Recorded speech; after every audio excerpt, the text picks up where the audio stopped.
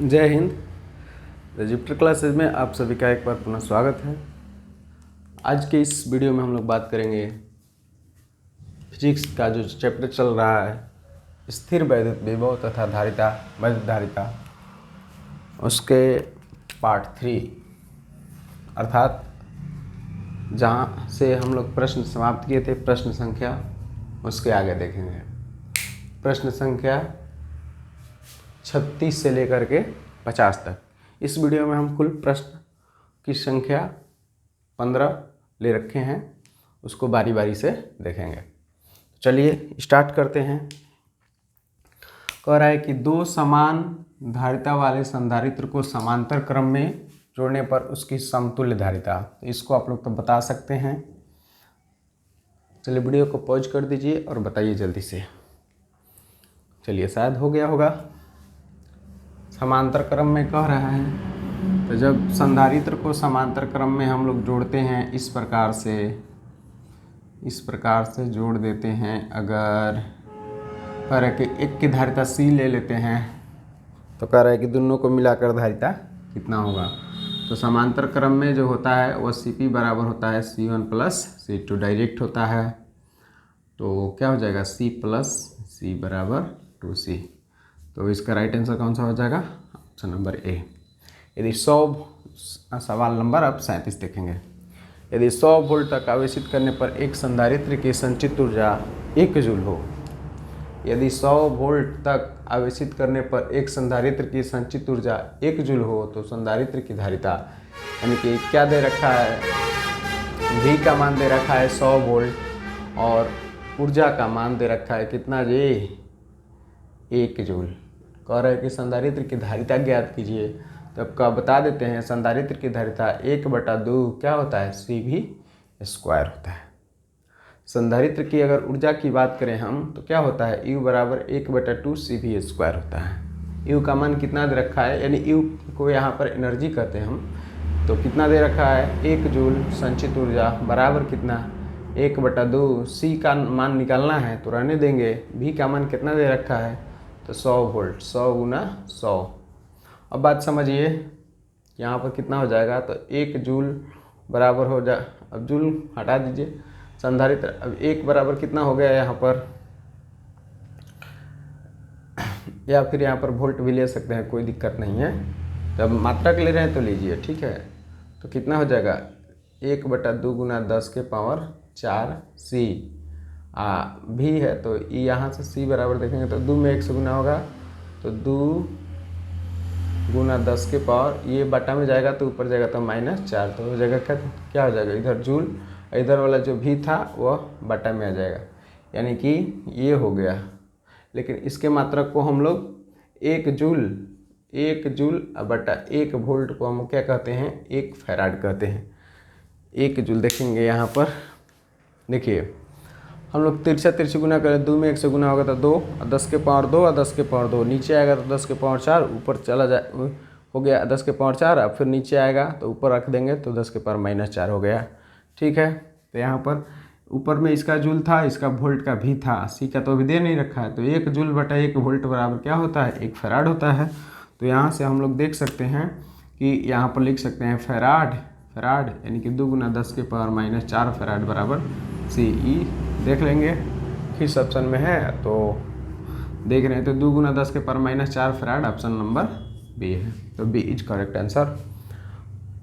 अब देखेंगे अगला प्रश्न 38। प्रभावी धारिता 5 माइक्रोफैराड, प्रभावी धारिता 5 माइक्रोफैराड को प्राप्त करने के लिए सिर्फ 2 माइक्रोफैराड के कम से कम कितने संधारित्र की आवश्यकता होगी, सवाल यही है, ठीक है। तो सबसे पहले समझिए कि हम लोग को सिर्फ 2 माइक्रोफैराड का संधारित्र यूज करना है और उससे 5 माइक्रोफैराड का माने प्रभावी धारिता बनाना है। तो अच्छा ये बताइए कि दिया है कम मान और ज़्यादा वाला प्राप्त करना है, तो एक बात तो पता चल गया कि ज़्यादा मान प्राप्त करने के लिए, धारिता में ज़्यादा मान प्राप्त करने के लिए समांतर क्रम में जोड़ेंगे कि श्रेणी क्रम में। तो देखिए धारिता में श्रेणी क्रम में जोड़ने पर तुल्य धारिता का मान कम आता है और समांतर क्रम में जोड़ने पर अधिक आता है। यहाँ पर देख भी सकते हैं कि ये समांतर क्रम में था, एगो सी था एगो सी था। अब इन दोनों को निकाला गया, तुल्य धारिता, तो क्या आ गया 2C आ गया, यानी कि प्रत्येक से अधिक आ गया। तो 2 माइक्रो से कितना करना है 5 माइक्रोफैराड करना है, तो अधिक लाना है। तो हमको पहले नंबर तो इसको समांतर क्रम में जोड़ना पड़ेगा। तो समांतर क्रम में अगर हम ऐसे करके एगो लेते हैं तो कितना हो गया 2 माइक्रोफैराड। अगर दूसरका लेते हैं, दूसरका इस तरह से लेते हैं तो कितना हो गया 2 माइक्रोफैराड का एगो है, तो 2 कितना हो गया 4 माइक्रोफैराड। अभी हमको कम से कम यानी कि जितना कम में फरिया जाए, संधारित्र की संख्या कम रहनी चाहिए और 5 आ जाना चाहिए। तो एक और लेते हैं, अगर हम समांतर क्रम में, अगर आप कहिएगा कि सर श्रेणी क्रम में यहाँ ले लीजिए, इन दोनों को मिला करके तो 4 हो गया, और यहाँ लेंगे तो कितना हो जाएगा, तो यहाँ पर 1/4 करना पड़ेगा, फिर 1/2 करना पड़ेगा, तो 5 नहीं आ पाएगा। बात समझ रहे हैं ना, क्या कि इन दोनों को मिलाएंगे, एगो कर देंगे तो ये समांतर ये हो और ये श्रेणी क्रम में बन जाएगा। श्रेणी क्रम को जोड़ने के लिए हमको CS बराबर क्या होता है 1/CS बराबर 1/C1 प्लस 1/C2। ये श्रेणी क्रम का फॉर्मूला है तुल्य धारिता ज्ञात करने के लिए। और समांतर क्रम का CP बराबर C1 प्लस C2 प्लस ... मतलब यही होता है। तो इसको समांतर क्रम में जोड़ेंगे तो डायरेक्ट 4 आ गया। अगर यहाँ पर इसको ना करके अब समझिए कि यहाँ पर हम एक और कर देते हैं तो ये कितना माइक्रोफैराड का हो जा रहा है, सब 2 ही लेना है, तो 2 और 2 4 2 6 हो जाएगा। हमको चाहिए 1, तो हम क्या करते हैं कि इसको कर देते हैं कितना, इसको ऐसे कर देते हैं, तो ये 2 माइक्रोफैराड का और ये 2 माइक्रोफैराड का, तो 2 माइक्रोफैराड ये किस क्रम में है, श्रेणी क्रम में है। ये वाला देखेंगे तो श्रेणी क्रम में है। अब श्रेणी क्रम को समझ जाइए कि इस फॉर्मूला पर जोड़ेंगे तो CS बराबर हो जाएगा C1 गुना C2। एगो डायरेक्टो बताए हैं दूगो को, C1 प्लस C2 करते हैं तो 2 गुना 2/4, तो आ जाएगा कितना 1 आ जाएगा। अगर ये वाला 1 आ गया, अभी देखेंगे तो तीनों समांतर क्रम में, तो 2 4 1 कितना हो जाएगा 5 हो जाएगा। तो इसका राइट आंसर जो है 5 तो लाना है, 5 आ गया तो कम से कम कितना हम धारिता का यूज किए हैं, संधारित्र यूज किए हैं, तो 1 2 3 और 1 4। तो इसका राइट आंसर जो हो जाएगा ऑप्शन नंबर C हो जाएगा। ठीक है, आई होप कि आप लोग इसको समझ गए होंगे। हमको संधारित्र की संख्या बताना है कि 2 माइक्रोफैराड के कितने संधारित्र लेंगे, और आपको अपने तरीक़ा से जोड़ना है, किसी भी तरीक़ा से जोड़िए, और प्रभावी धारिता का मान कितना होना चाहिए 5 माइक्रोफैराड, और कम से कम जोड़ना है, कम से कम आपको कम से कम धारिता जोड़ करके 5 माइक्रोफैराड लाना है, नहीं तो और भी तरीका है। चलिए आगे बढ़ते हैं।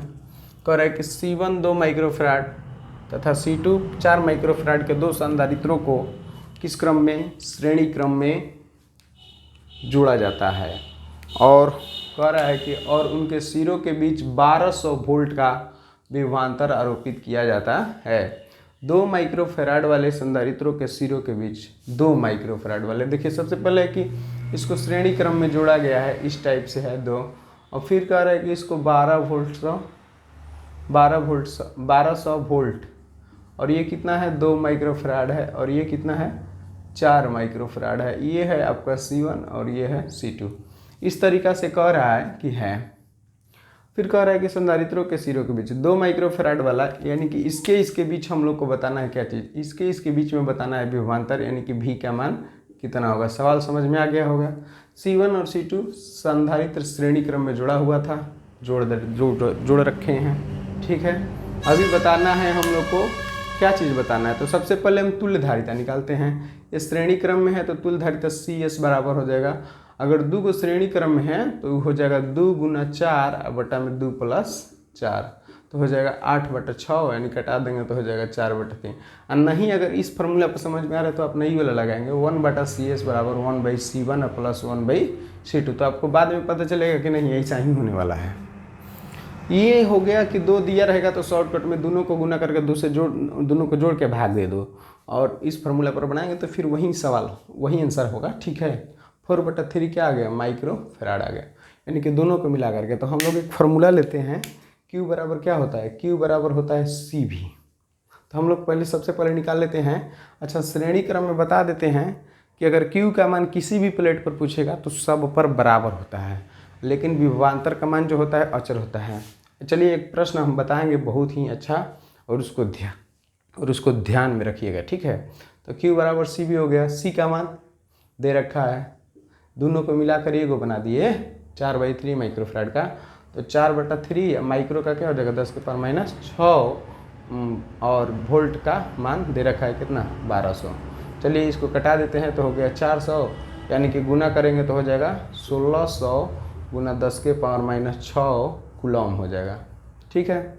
हम लोग को क्या निकालना है, हम लोग को निकालना है इसके बीच में। तो मान लेते हैं कि यहाँ पर VA है और यहाँ पर क्या है VB है। तो हम लोग को विभवांतर जब निकालेंगे तो फिर इसी फार्मूला पे अब की बार इसके बीच में ना विभवांतर निकालना है। ये तो पूरा में आवेश कितना होगा, आ गया 1600 गुना 10⁻⁶। तो इस पर आवेश अगर पूछा जाता तो इतना ही बताना है, इस पर भी पूछेंगे तो उतना ही बताना है, क्योंकि आवेश का मान श्रेणी क्रम में सभी प्लेटों पर एक समान होता है, जबकि भले उसकी धारिता अलग अलग हो, जबकि समांतर क्रम में आवेश अलग अलग प्लेटों पर, यानी कि संधारित्र अलग अलग होगा तो उसके प्लेटों पर आवेश का मान भी क्या होगा अलग अलग होगा, यानी कि सब संधारित्र पर। लेकिन समांतर क्रम में विभवांतर जो होगा वह क्या होगा, वह सेम होगा सभी संधारित्र के प्लेटों के लिए, लेकिन श्रेणी क्रम में विभवांतर क्या होता है अलग अलग। तो हमको इसके लिए विभवांतर बताना है कितना होगा। तो हम लोग इस फार्मूला पर देखेंगे कि V बराबर क्या हो जाएगा Q/C। तो इसलिए देखेंगे V बराबर हो जाएगा Q/C हो जाएगा। तो अभी Q का मान हम लोग ज्ञात किए हैं, कितना है 1600 गुना, अब V की जगह पर क्या हो जाएगा VA - VB, तो वहीं विभवांतर निकल जाएगा। तो 1600 गुना 10⁻⁶, ठीक है। और C का मान कितना है, इसका C का मान था 2 माइक्रोफैराड। तो 2 के जगह पर 2, अब माइक्रो के जगह पर 10⁻⁶, तो ये -6 से कट जाएगा और इसको कटाएंगे तो कितना आ जाएगा 800। तो ये कितना आ गया 800 वोल्ट आ गया। तो यानी कि 2 माइक्रोफैराड के जो संधारित्र लगा हुआ था उसके प्लेटों के बीच का विभवांतर कितना है, तो बताएंगे कि 800 वोल्ट है। 800 वोल्ट यानी कि ऑप्शन C, समझ गए। 800 वोल्ट यानी कि ऑप्शन C में दे रखा है। अगर 4 माइक्रोफैराड के पूछता तो फिर वहीं है, जब 4 रखते तो माइक्रो से माइक्रो कट जाता, 4 चौका 16 यानी कि 400। ऐसे भी 800 और 400 मिलकर कितना हो जाएगा 1200 हो जाएगा। बात समझ में आ रहा है। तो यहाँ पर समझेंगे कि श्रेणी क्रम में 2 चीज़ बराबर होता है। श्रेणी क्रम में क्या बराबर होता है, तो आवेश बराबर होता है, लेकिन भी क्या होता है तो अलग अलग होता है, भिन्न भिन्न होता है, भिन्न 2 बार लिख दिए भिन्न। अगर समांतर क्रम में बात करेंगे, समांतर क्रम में एकदम छोटा रूप में लिखना है, आप समझिए। समांतर क्रम में अगर बात करेंगे तो Q का मान क्या होता है भिन्न होता है। भिन्न को 2 ऐसे लिख दिए तो 2 बार हो गया। भिन्न होता है यानी अलग अलग होता है, लेकिन Q का मान क्या होता है, एक मिनट, V का जो Q होता है वह बराबर होता है, लेकिन V जो होता है वह क्या होता है, Q जो होता है वह भिन्न होता है, लेकिन विभव जो विभवांतर होता है वह क्या होता है बराबर होता है। समझ सकते हैं कि श्रेणी क्रम में जो होता है वह आवेश जो होता है वह प्लेटों पर श्रेणी क्रम में वह बराबर होता है सभी प्लेटों पर, और भी क्या होता है अलग अलग। देख सकते हैं इसका अलग आया, इसका अलग आया, तो यही समझिए। समांतर क्रम में Q अलग अलग रहेगा, लेकिन भी क्या होगा बराबर होगा सभी प्लेटों के बीच। अब कह रहा है कि 40 नंबर क्वेश्चन देखते हैं। चलिए जल्दी से इसको देख लिया जाए। A और B के बीच तुल्य धारिता होगी। A और B के बीच में तुल्य धारिता का मान बताना है। तो इसको आप लोग बता सकते हैं जी, ये दोनों किस क्रम एक ही तार में है, तो सबसे पहले श्रेणी क्रम में है। तो श्रेणी क्रम के लिए हम लोग क्या करेंगे, श्रेणी क्रम के लिए फॉर्मूला आपके पास है 1/CS बराबर 1/C1 + C2। डायरेक्ट भी बताए हैं कि इसको श्रेणी क्रम में करना है तो 6 × 6 क्या कि प्रतिरोध के तो उल्टा होता है क्या धारिता का फॉर्मूला। तो धारिता वाला उल्टा होता है, तो अगर प्रतिरोध होता है यहीं पे तो 6 6 12 कर देते, लेकिन उल्टा समांतर क्रम जैसा होगा उसका फॉर्मूला। तो 6 6 अब जोड़ेंगे तो 12, ये कट जाएगा 2 और ये कट जाएगा, कितना आ गया 3। इन दोनों को अगर मिलाकर देखेंगे तो एगो बनेगा, और वह कितना का बनेगा तो 3 माइक्रोफैराड का बनेगा। बात समझ में आ रहा है। इन दोनों को देखेंगे तो समांतर क्रम में डायरेक्ट फॉर्मूला CP बराबर होता है C1 + C2 होता है, यानी कि इसको जोड़ेंगे तो 3 और 6 कितना हो जाएगा 9 माइक्रोफैराड हो जाएगा, 9 माइक्रोफैराड। वीडियो में आप लोग एकदम ध्यान से देखिए, ठीक है। थोड़ा लाइट जो है ना यहाँ पर कमज़ोर है, उसको हम धीरे धीरे ठीक कर देंगे 1-2 दिन में। तो Cp बराबर हो गया C1 प्लस C2, 3 + 6 बराबर कितना हो गया 9। तो इसका right answer option number C हो जाएगा, देख सकते हैं। एक और प्रश्न लिए हैं 41, ये आप लोग बता सकते हैं। देखिए सबसे पहले इसमें क्या है कि एक तार में यहाँ पर 1 गो है, इसमें 2 गो है, इसमें समझ में नहीं आएगा कि किस क्रम में है। तो हम क्या करते हैं ना कि इसको देखिए बताते हैं। सबसे पहले आप यहाँ पर विभव लीजिए V। अब देखिए इस प्लेट का देखेंगे तो ये डायरेक्ट यहाँ से कनेक्टेड है, इस प्लेट का देखेंगे तो ये भी डायरेक्ट यहाँ से कनेक्टेड है, इस प्लेट को देखेंगे तो ये भी डायरेक्ट कनेक्टेड यहाँ है। यहाँ कनेक्ट करने का मतलब यहाँ से भले 2 गो तार हो गया है, लेकिन इसके बीच में कोई उपकरण नहीं है, इसके बीच में कोई उपकरण नहीं है, यानी कि तीनों का प्लेट देखेंगे तो इस बिंदु पर आकर मिल रहा है। यानी कि यहाँ विभव अगर V होगा तो यहाँ भी V होगा और यहाँ भी V होगा। तो यानी कि तीनों का एक ऐसे करके इसको बना सकते हैं हम। इसका ऑप्शन भी लिखना भूल गए हैं तो कोई बात नहीं। तो सबसे पहले देखिए इसको ऐसे कर सकते हैं, एक यहाँ पर ऐसे है, ये A हो गया और ये क्या हो गया B हो गया। इस बीच वाला जो है 2 गो है ऐसे इसमें करके, एगो फिर किनर वाला जो है वो इस टाइप से ऐसे करके है। सब 1-1 माइक्रोफैराड का है, बात समझ में आ रहा है। तो सबसे पहले देखेंगे सब 1-1 माइक्रो, हाई वाला जो दोनों है दोनों को मिलाकर पहले एगो करते हैं।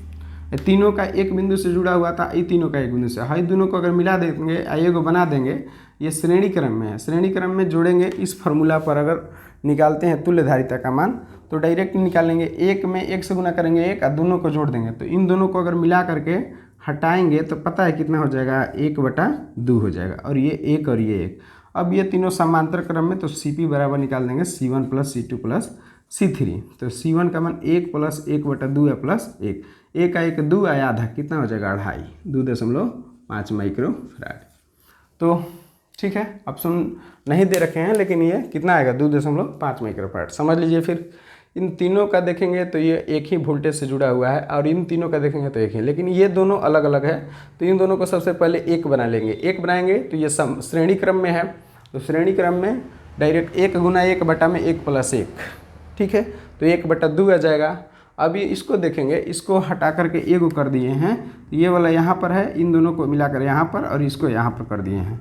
अब इसको जैसे ही 2 गो को मिलाकर एगो किए तो तीनों का एक बिंदु से इधर मिला है, एक बिंदु से इधर मिला है, तो पता चल गया कि समांतर क्रम में है।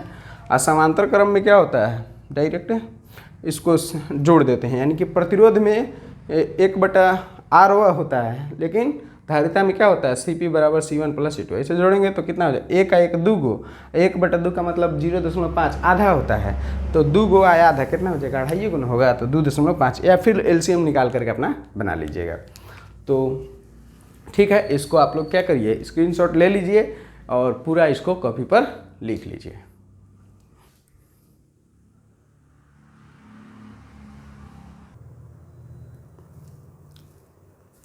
चलिए अब अगला प्रश्न है प्रश्न संख्या 38। ठीक है, देखिए यदि किसी समांतर पट्टिका संधारित्र की 2 पट्टिकाओं के बीच, यदि किसी समांतर पट्टिका संधारित्र की 2 पट्टिकाओं के बीच की दूरी दुगनी कर दी जाए, यहाँ पर ध्यान देना है, दूरी दुगनी कर दी जाए, और यहाँ पर ध्यान देना है समांतर पट्टिका संधारित्र है, तो इसकी धारिता यानी कि C के बारे में पूछ रहा है। तो सबसे पहले एक पेन कहाँ गया, तो सबसे पहले समझिए कि C बराबर क्या होता है, समांतर प्लेट पट्टिकाओं के बीच, ये हो गया समांतर प्लेट पट्टिका, ठीक है, इनकी धारिता C है और इनके बीच की दूरी अगर D है, यह दूरी कह रहा है कि क्या कर दिया जाए, ऐसे दोगुना कर दिया जाए, यानी कि D है तो 2D कर दी जाए। ठीक है, तो कह रहा है कि C का मान क्या होगा, तो C बराबर होता है E0A/D, समांतर संधारित्र। अगर क्षेत्रफल A है, क्षेत्रफल में कोई कमी नहीं है, अरे क्षेत्रफल के बारे में कुछ कह नहीं रहे तो हम वही लेंगे, दूरी खाली कह रहा है, तो C बराबर क्या हो जाएगा, तो C बराबर E0A/D। अब देखिए ये जो है अलग दूरी है, तो इसको मान लेते हैं हम रिजल्टेंट, यानी कि R मान लेते हैं, या फिर इसको C1 कह रहे हैं हम, ठीक है C1। तो इसको दूरी दोगुना कर दिया, तो दूरी दुगुना हो गया, तो अब देखेंगे तो यहाँ से ई वाला जो है वह किसके बराबर, 1/2 गुना इस E0A/D किसके बराबर है, तो सी के। तो अब देखेंगे कि जो नया वाला है वह पहला वाला के क्या आ रहा है, आधा। पहला वाला में अगर 2 से भाग देते हैं तब जाके ये वाला होता है, यानी कि ये अगर दूरी दुगुना करते हैं तो ये आधा हो जाता है। यानी कि सीधा सीधा समझिए ना, यदि किसी समांतर पट्टिका संधारित्र की दो पट्टिकाओं के बीच की दूरी दुगनी कर दी जाए तो वह घट जाता है। घटता है ना, कितना घट रहा है, आधा। आधा का मतलब इसके अपेक्षा में दुगुना घट रहा है। बात समझ में आ रहा है। यानी कि ऐसा कहिए ना कि इसमें करेंगे तो क्या हो जाएगा, 2C1 बराबर C। यानी कि ई वाला जो C1 है इसमें अगर 2 से गुना करते हैं तब ना, यानी कि 2 गुना ही कम था, 2 से गुना किया तब ना C के बराबर आ रहा है। देखिए 2 यहाँ आ जाएगा तो हो जाएगा 2C1 और ये C, आई वाला जो C है वो पहले वाला है, C1 जो है ई वाला है। तो C1 में 2 से गुना कर रहे हैं तब ना C के बराबर आ रहा है जी। इसका मतलब है दो गुना क्या है, कम है। तो इसका राइट आंसर कौन सा हो जाएगा, ऑप्शन बी हो जाएगा, 2 गुनी घट जाएगी। निम्न में किसका मात्रक वोल्ट प्रति मीटर। इस सवाल को हम कराते कराते थक गए हैं, वोल्ट प्रति मीटर, लेकिन आप लोग को रिवीजन के लिए है, समझ में आ रहा है ना। तो क्या होता है, ई बराबर एक फार्मूला बताए थे, ई बराबर क्या होता है, V.L होता है। तो क्या हो जाएगा, अच्छा ई बताएं फार्मूला कहाँ से आया है, अच्छा समझ लीजिए। तो ई बराबर तो क्या हो जाएगा, ई बराबर V.L होता है। तो V बराबर बताना है ना हम लोग को, V, एक मिनट गड़बड़ हो जाता है यार। V बराबर होता है E.L। तो ई बराबर क्या हो जाएगा, V/L। V का मतलब वोल्ट हो गया मात्रक, और L का मतलब क्या हो गया, मीटर हो गया। तो वोल्ट प्रति मीटर किसका हो गया, ई का, यानी कि वैद्युत क्षेत्र का। किसी बिंदु आवेश के कारण, बिंदु आवेश है r दूरी पर, अगर ई का मान पूछना है तो ई बराबर 1/4πE0K/Q/r²। अगर ये पूछ देंगे कि किसके लिए, V के लिए, यहाँ पर ई का मान जिसे हुआ उसी तरह से V का मान, तो 1/4πE0K और क्या हो जाएगा, Q/r होता है। तो इसमें 2 बार है ना, तो 1 बार कर देंगे इसे, इसके जगह पर क्या लिख देंगे, इसके जगह पर लिख देंगे V लिख देंगे। तो क्या हो जाएगा, ऊपर V आ जाएगा, नीचे R आ जाएगा। R का मतलब दूरी ना होता है, तो यहाँ पर दूरी, V की जगह पर V हो जाएगा। देखिए यहाँ पर जो होता है, बात समझिएगा, किसी बिंदु आवेश के कारण ई का मान r² होता है, V का मान इतना होता है। तो दोनों में रिलेशन करेंगे ना, तो 1/4πE0K Q/r के जगह पर भी लिख सकते हैं, क्या वो उतने के बराबर है। इसके जगह पर भी लिखेंगे तो V/r हो जाएगा, r के जगह पर L तो लिखा जा सकता है। तो इस तरीके से ये वाला फार्मूला आया है। तो इसका राइट आंसर कौन सा हो जाएगा, ऑप्शन सी हो जाएगा। अब बात समझिए, मुक्त आकाश की विद्युतशीलता यानी कि E0 के बारे में पूछ रहा है, तो ये तो याद होना चाहिए, 8.85 × 10⁻⁻12 होता है। क्या होता है तो बताइए। एक होता है फराड प्रति मीटर, और क्या होता है, फराड प्रति मीटर होता है ना। E0 का मात्रक बताया गया है, कई बार बताया गया, वो यहाँ से आता है 4πE0R से आता है। तो यहाँ से E0 निकालेंगे ना तो C/r हो जाता है, ठीक है। E0 का तो C का हो जाता है क्या, फराड, R का मतलब क्या होता है, मीटर होता है। तो यहाँ से हो जाएगा। और एक कूलम के नियम से होता है F बराबर 1/4πE0 के हवा के लिए Q1 Q2/r होता है। तो यहाँ से निकाल लेंगे E0, तो यहाँ आ जाएगा, उसका हो जाएगा कूलम स्क्वायर प्रति, ई वाला यहाँ चलाएगा और ई वाला यहाँ आ जाएगा, तो न्यूटन हो जाएगा बल का, और इसका R का क्या हो जाएगा, मीटर, r² होता है, तो न्यूटन मीटर स्क्वायर। चलिए, तो इसका राइट आंसर कौन सा हो जाएगा, ऑप्शन सी हो जाएगा। ये नहीं होगा क्योंकि ये फराड मीटर है और ये फराड प्रति मीटर, फराड प्रति मीटर ही होता है। अब समझिए ना, 64 समरूप, ये वाला आपका इंपॉर्टेंट क्वेश्चन है, VVI कर लीजिए और इस तरह के सवाल को आप लोग ध्यान से समझिए। 64 समरूप बूंदें जिनमें प्रत्येक की धारिता 5 माइक्रोफराड है, मिलकर एक बड़ी बूंद बनाती है, बड़ी बूंद की धारिता क्या होगी। तो देखिए, जैसे ही यहाँ पर देखिए कितना बूंद है, तो सबसे पहले अच्छा बूंद तो गोला ही होता है, तो 64 × 4/3πr3, इसको शॉर्टकट में, यानी कि छोटा बूंद होगा तो उसको स्मॉल r ले लेंगे, छोटी बूंद का आयतन जितना संख्या है उतना से गुना कर देंगे, क्या है कि 64 को बूंद से मिलकर के एगो बड़ा बूंद बन रहा है, तो एक गो बन रहा है ना, तो 4/3πr, ओके बड़ा त्रिज्या ले लेंगे, ठीक है। एक गो बन रहा था तो एक गुना कर देंगे। अब देखिए ये वाला कट जाएगा, ये वाला कट जाएगा, पाई से पाई कट जाएगा, तो आपका आ गया 64r3। तो हम 4r3 के यहीं से होल क्यू लिख देते हैं r3। बात समझ में आ रहा है। तो r बराबर कितना हो गया, 4r, हेने से जब 3 हटाएंगे ना तो ऐसे हो जाएगा 1/3, तो 3 से 3 कट जाएगा, तो r बराबर कितना आ गया 4r, यानी कि बड़ा का जो r होगा, बड़ा बूंद का जो r होगा वह छोटा r के 4 गुना होगा। कितना होगा? छोटा r के 4 गुना होगा। अब समझ लीजिए कि छोटा r का दिया हुआ है c बराबर 4πe0 r, इसका मान 4πe0 r का मान दे रखा है कितना? 5 माइक्रोफैराड दे रखा है। हम लोग को बड़ा वाला का निकालना है, तो इसलिए बड़ा वाला का c का मान है, c का मान दे रखा है। ठीक है, तो बड़ा वाला के लिए कितना हो जाएगा? c बराबर 4πe0 r, कैपिटल R हो जाएगा। ठीक है, लेकिन 4πe0 स्मॉल कैपिटल R की जगह पर क्या लिखेंगे? 4r लिखेंगे, 4r। तो 4πe0 r स्मॉल r गुना में 4 अलग से कर देंगे, वही 4 इधर ला देंगे, r उधर लेंगे, तो इसका मान दे रखा है, कितना दे रखा है? 5 माइक्रोफैराड, गुना में कितना? 4, तो 4 5 20 माइक्रोफैराड। एगो ट्रिक बताएं आपको, बोलिए, बताते हैं, चलिए। 20 माइक्रोफैराड जितना इस तरह के सवाल में जितना बूंद रहेगा ना, उसका पहले घनमूल निकाल दीजिए। घन नहीं, घन का मतलब गुना हो जाएगा 3 बार। घनमूल का मतलब रूट में अगर 3 गो एक ही जैसा गुना रहेगा तो एगो बहरी निकलेगा। ठीक है, उसको घनमूल कहते हैं। 3 गो रहता है, घनमूल का चिन्ह ऐसे होता है, 3 रहेगा, यानी कि रूट में 3 गो एक लिखा रहेगा ना तो एगो बहरी निकलेगा। तो 64 का कितना हो जाएगा? 4। एगो बूंद का जितना धारिता दिया रहेगा ना उससे गुना कर देना है, तो 4 5 कितना हो जाएगा? 20 माइक्रोफैराड। ठीक इसी प्रकार से देखिए 46 नंबर क्वेश्चन हम तुरंत ला दिए हैं। ठीक है, 1 मिनट।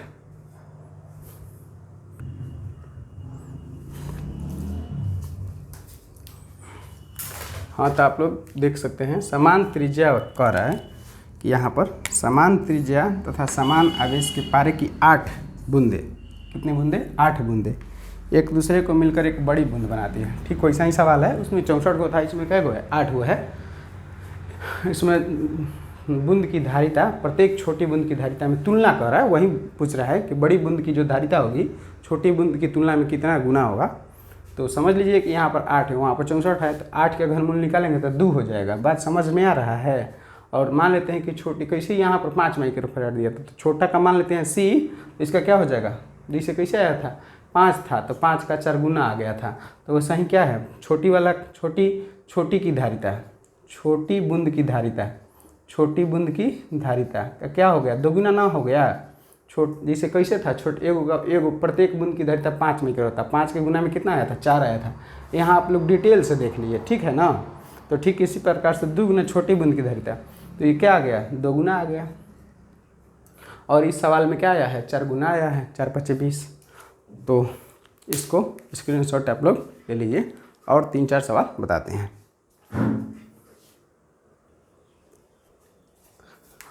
चलिए, और 4 प्रश्न है, इसको जल्दी से कर लेते हैं। धारिता के विमा सूत्र क्या है? धारिता की विमा सूत्र क्या है? तो C की विमा सूत्र बताना है हम लोग को। तो सबसे C का मेन फॉर्मूला जाता है Q/V होता है। ठीक है, Q का क्या होता है? IT होता है। देखिए कि इसको कैसे जल्दी बनाते हैं। V बराबर क्या होता है? तो V बराबर होता है W/Q होता है। ठीक है, तो यहाँ पर IT गुना ऊपर चला गया Q और नीचे क्या हो गया? W बराबर IT की जगह Q, IT गुना IT बटा में क्या हो जाएगा? W का क्या होता है? बल गुना विस्थापन। तो हो गया बल गुना में विस्थापन के लिए इस लिख देते हैं। अब देखिए IT का इसका हो गया IT का होल स्क्वायर बटा में देखिए बल। अभी हम लोग सूत्र लिख रहे हैं, इसको मूल मात्रक में ले जा रहे हैं। तो मूल मात्रक में है, दोनों मूल मात्रक में आ गया है। I मैंने विद्युत धारा का एम्पियर होता है, T टाइम का बीमा कैपिटल T होता है, विस्थापन का भी S होता है, लेकिन बल का क्या होता है? MA। M के M, A के जगह पर क्या हो जाएगा? M बल बराबर MA होता है ना, M हो गया। A के जगह पर क्या हो जाएगा? त्वरण को कहते हैं ना V/T। तो T कहाँ चला जाएगा? ऊपर। और एक स्टेप में लेते हैं, तो I स्क्वायर T स्क्वायर करेंगे, आएगो कितना हो जाएगा? 3 गो बटा में S गुना M, SM और क्या हो जाएगा? S गुना M गुना V का क्या होता है? S गुना में S बटा में T होता है, तो T ऊपर चला जाएगा। देखिए T होता है तो T कहाँ चला जाएगा? ऊपर चला जाएगा। तो कितना हो गया? I स्क्वायर T के पावर 4, नीचे S कितना हो गया? 2 S, यानी कि विस्थापन। वो क्या हो गया? M। अब आ गया सब मूल मात्रक में। मूल राशि में आ गया। 7 गो मूल राशि है। अगर उसमें आप कन्वर्ट करना जानते हैं फार्मूला लगा लगा करके, तो आप बीमीय सूत्र में कभी भी नहीं उलझ सकते हैं। आप समझिए यहाँ पर आई का क्या होता है, तो एम्पियर, ठीक है, इसका हो गया। अब समझिए ना, इसको सबसे पहले ले जाते हैं एम को, चाहे एस को ले जाते हैं, एम को ले जाते हैं तो इसका होता है कैपिटल एम मास, और एस मैंने विस्थापन का एल होता है -2, ऊपर नीचे है ना तो ऊपर चला जाएगा। और इसका होता है टी के पावर 4, और इसका क्या होता है एम्पियर ए स्क्वायर। अब मिला लीजिए कौन सा आंसर हो गया। तो आपका राइट आंसर जो है हमको लगता है एम, ये चलिए बी नंबर हो गया, ठीक है।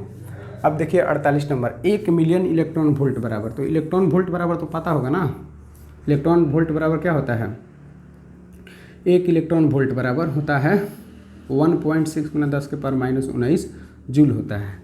लेकिन मिलियन कह रहा है, 1 मिलियन इलेक्ट्रॉन वोल्ट का मतलब 1 m गुना 1 इलेक्ट्रॉन। 1 मिलियन का मतलब समझ लीजिए क्या होता है, 10 के पावर +6 कि -6, +6, ठीक है, -6 में माइक्रो होता है।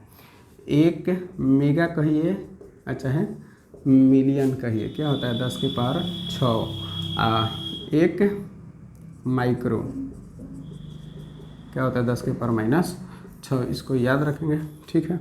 अगर माइक्रो 2 बार लिख दिया, माइक्रो 2 बार लिख दिया है, तो इसका मतलब है कि 10 के पावर -6 गुना 10 के पावर -6 बराबर 10 के पावर -12, 10 के पावर -12 को कहते हैं पिकोमीटर, या पिको कहते हैं, क्या कहते हैं, बराबर 1 पिको। अगर मीटर लगा होगा इसमें तो मीटर लगा देंगे, तो कितना हो जाएगा 1.6 गुना 10 के पावर -13 जूल। आप लोग ऑप्शन देख सकते हैं, कौन सा ऑप्शन है, 1 मेगा इलेक्ट्रॉन वोल्ट बराबर इतना आ गया, 1.6 गुना 10 के पावर -13 जूल हो गया। तो आपका राइट आंसर कौन सा हो जाएगा, बी हो जाएगा। अब देखिए पृथ्वी की कह रहा है कि पृथ्वी का व्यास जो है इतना मान लेना है आपको, आप गोलाकार मान लेना है। उसकी वैद्युत धारिता C बराबर क्या होता है, गोलीय चालक की धारिता 4πe0r होता है, ठीक है।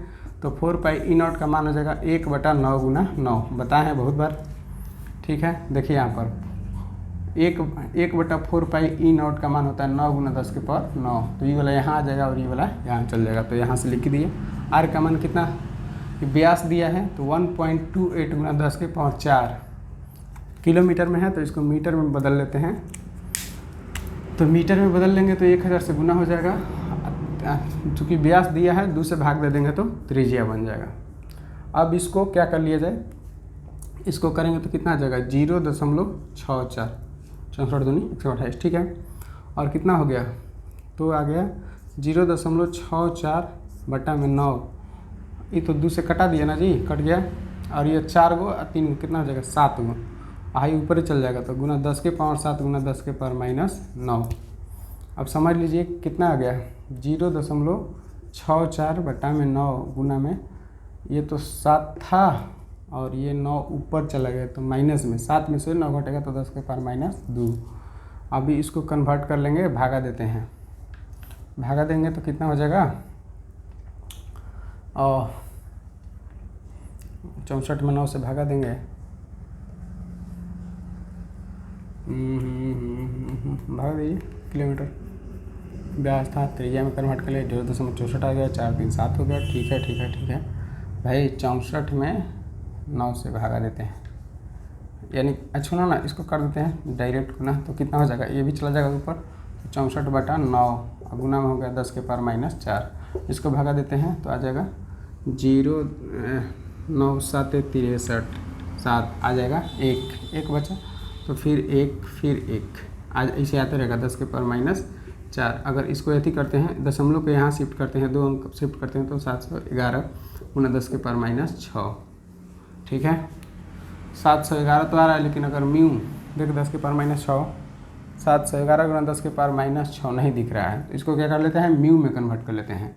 माइक्रो कभी ना बताया, इसको क्या कहते हैं, माइक्रो, यानी कि हमारा राइट आंसर जो हो जाएगा 711 माइक्रो। अच्छा, इसका क्या होता है, फैराड होता है, ये हो जाएगा फैराड। तो इसका राइट आंसर कौन सा हो जाएगा, बी। लास्ट क्वेश्चन, 100 माइक्रोफैराड धारिता वाले संधारित्र को 100 वोल्ट तक आवेशित किया जाता है, उसमें संचित ऊर्जा बराबर बताएं 1/2 CV²। सी का मान दे रखा है, हाँ दे रखा है, ये धारिता दे रखा है, ये कितना हो जाएगा 1/2 गुना 100, माइक्रो का मतलब 10 के पावर माइनस 6। चलिए ठीक है, अब हम इससे गुना कर देते हैं। भी का मान कितना दे रखा है, 2 बार रखेंगे, 100 गुना 100। अब कर लीजिए 1/2 रहने दीजिए अभी, 2 गुआ 2 4 6 गुना 10 के पावर माइनस 6 गुना 10 के पावर 6। ये दोनों कट के क्या हो जाएगा, 1 हो जाएगा, 0 नहीं, 0 होगा। 1/2 गुना 10 के पावर 0, 0 का मतलब क्या होता है, 1 होता है। तो 1/2 गुना 1 बराबर कितना हो जाएगा, 0.5। क्या ऊर्जा ना है तो जूल में होगा।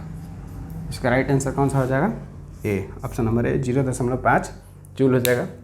ठीक है, अब देखिए ये आपका चैप्टर 2 स्थिर वैद्युत विभव तथा वैद्युत धारिता में हम कुल अभी तक 50 प्रश्न ऑब्जेक्टिव करवा दिए हैं। अब क्या किया जाएगा, हम लोग 50 ऑब्जेक्टिव क्वेश्चन को देख लिए हैं। अब इसके कुछ बचे खुचे क्वेश्चन जो है उसको देख लेंगे। ठीक है, जो आया हुआ प्रश्न हो, चाहे कहने का मतलब है जो आप लोग को डाउट हो वो आप लोग कमेंट के माध्यम से पूछ सकते हैं। हम जितना भी पीछे वाला वीडियो में आपका डाउट है सबको कल क्लियर किया जाएगा और इसमें जो बचा खुचा प्रश्न है उसको भी क्लियर कर देंगे। तो चलिए मिलते हैं अगले वीडियो में, तब तक के लिए धन्यवाद, जय हिंद।